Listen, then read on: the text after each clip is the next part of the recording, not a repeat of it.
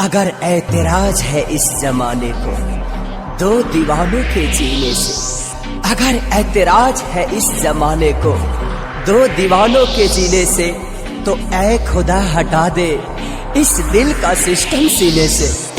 Presented by Unique Music Director टुनटुन बाबू सलहा Hajipur Vaishali. Balaji recording studio Jadavpur.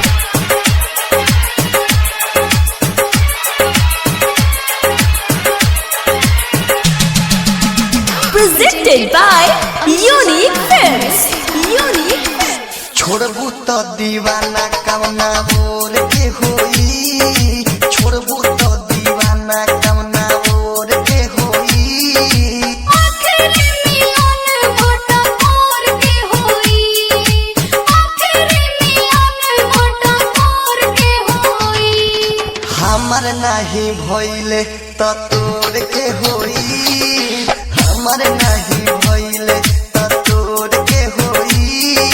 आखिरी मिलन मोटा मोर के होई।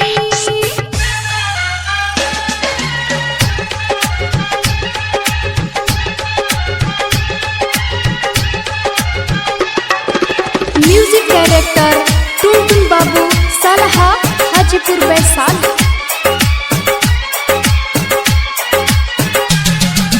Presented by Unique Films।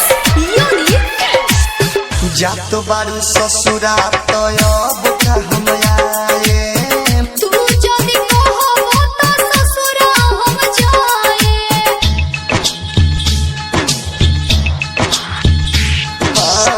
जात बारू ससुरा तो अब का हम आए। तू जदि कहबो त ससुरा हम जाए। आवो रोवा रोई गर जोर के होई, आवो रोवा रोई गर जोर के होई। आखिरी मिलन मोटा मोर के होई, आखिरी मिलन मोटा मोर के होई।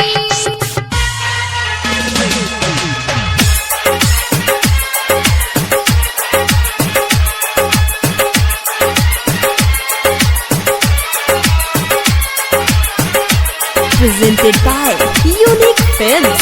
Balaji recording studio Jadavpur. सब लोग गीत गावे मेरा ही बीजी। पेपर त चले आई हो मिलल रही जी।